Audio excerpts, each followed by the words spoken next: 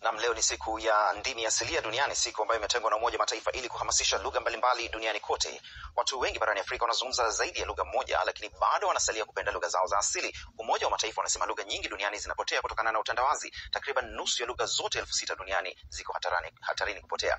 Lakini hata hivyo, barani Afrika lugha moja, Kiswahili, imejipenyeza na kupata umaarufu sio tu ndani ya bara bali hata nje. Ibilisi huyu atafanya nini itakapokuwa mbali? Wanafunzi wakisoma Kiswahili hapa London. Hili ni somo maarufu sana katika chuo hiki ambapo wanafunzi kadhaa humaliza kila mwaka wakizungumza lugha hii kwa ufasaha. Natoka Marekani, nilijifunza Kiswahili nilipoenda Tanzania miaka 3 iliyopita. Nilikaa Mwanza kwa miaka 2.5 na nikajifunza Kiswahili kule.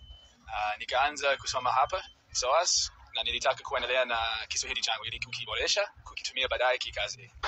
Mimi jina langu ni Moe, ninatoka Japani. Sababu ya kusoma Kiswahili yangu ni kwanza nilivutiwa na utamaduni ya Kiafrika sana, kama muziki na ngoma. Ninaitwa Jessica na ninatoka Ureno, lakini wazazi wangu wanatoka visiwa vya Cape Verde. Na ninasoma Kiswahili hapa SOAS kwa sababu ninafikiri kwamba Kiswahili ni lugha muhimu sana katika Afrika na nina mpango labda kufanya kazi katika Afrika ya Mashariki. Ninaitwa Greti, ninatoka Hungaria katika Ulaya Mashariki, na nilichagua kusoma Swahili kwa sababu ni lugha kubwa zaidi katika Afrika. Licha ya kuwa kuna lugha nyingi katika mataifa 54 ya Afrika, Kiswahili kinavutia kwa sababu ya historia yake pana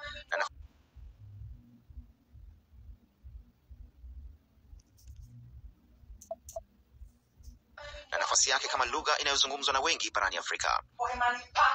Na kimataifa ilipata umaarufu mkubwa kutokana na wimbo na msemo wa hakuna matata. Msemo huu ambao umewekewa hati miliki na kampuni ya Disney ya Marekani umezua mtafaruku mkubwa kwa wazungumzaji wa Kiswahili. Ili suala la kwamba hakuna matata kuchukuliwa kama alama ya biashara, mimi nafikiri si sahihi, kwa sababu ingawa si Kiswahili fasaha, lakini ni maneno ya Kiswahili.